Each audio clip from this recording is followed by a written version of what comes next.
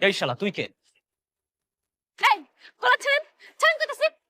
তোর সাথে কথা বলে কোনো লাভ নেই, আর এই কারণে আমি বড়লোক সহ্য করতে পারি না। তুমি একদম ঠিক কইছো। তুমি এক কাম করো, তুমি রিকশায় উঠো, আমি ওরা সাহায্য করে আইতাছি। এই চল। স্নেহা তুমি? তোমার এই অবস্থা কেন? হ্যাঁ আমি। তোর কোনো সমস্যা? না, আমার কোনো সমস্যা নেই, কিন্তু ওই লোকটাকে, ও আমার হাজবেন্ড। এই 2 টাকার মতিন তোমার হাজবেন্ড? মানে কেমনি কি?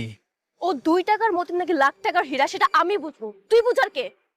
ভাই দেবে, তুই এখন এখান থেকে চলে যা। হ্যাঁ যাচ্ছি, কিন্তু তুমি কি সত্যি ওকে বিয়ে করেছো?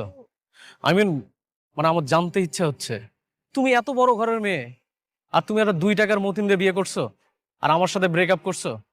ওকে আমার থেকে বেটার? কয়েক হাজার গুণ বেটার। আর তার থেকে বড় কথা, ও খুব লয়ালও। তোদের মতন 10টা ছেলের সাথে আমি রিলেশন করেছি, তোরা সব এক। ভিতরে একরকম, উপরে আরেক রকম। আর তোদের থেকে ও সোনার একটা ছেলে। তোর সাথে আমি এত কথা বলছি কেন? এখান থেকে চলে যা এক্ষুনি, তোকে যেন আমার সামনে না দেখি।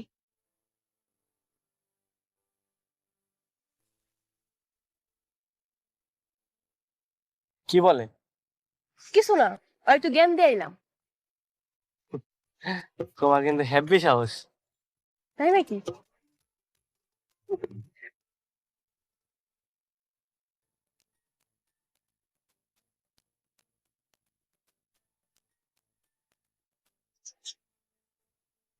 তুমি মনে হয় মন খারাপ করছো না? মন খারাপ করো না, আমি তোমার এই শাড়িটা কিনে দিতে পারিনি। আসলে বড় লোকলা এরকমই হয়, গরিব শখ আল্লাহ তারা বুঝে না। না না, কি কইতাছো তুমি? আমি গেলে মন খারাপ করবো? হ্যাঁ, আমি মন খারাপ করি না। তুমি তুমি বাড়িতে যাও, আমি তাহলে অফিসে যাই, দেরি হইতেছে। আচ্ছা ঠিক আছে, তাহলে সাবধানে যাও। হ্যাঁ তুমিও সাবধানে যাও, হ্যাঁ, রাইতে দা হইব। আচ্ছা, ঠিক আছে।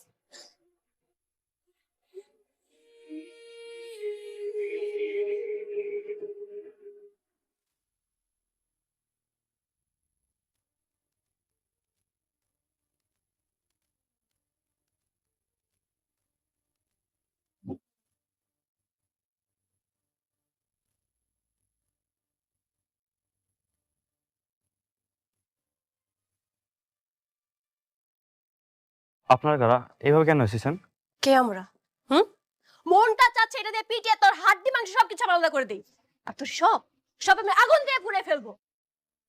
কিন্তু আমি তা করবো না, কারণ আমার হাজবেন্ড আমাকে শান্ত হতে শিখিয়েছে। তাই শোন, তোকে আমি কিছু শান্ত ভাষায় কিছু কথা বলতে চাই। জি বলেন। গরিবের মানুষ না, হ্যাঁ মানুষ। ওদের সাথে ভালো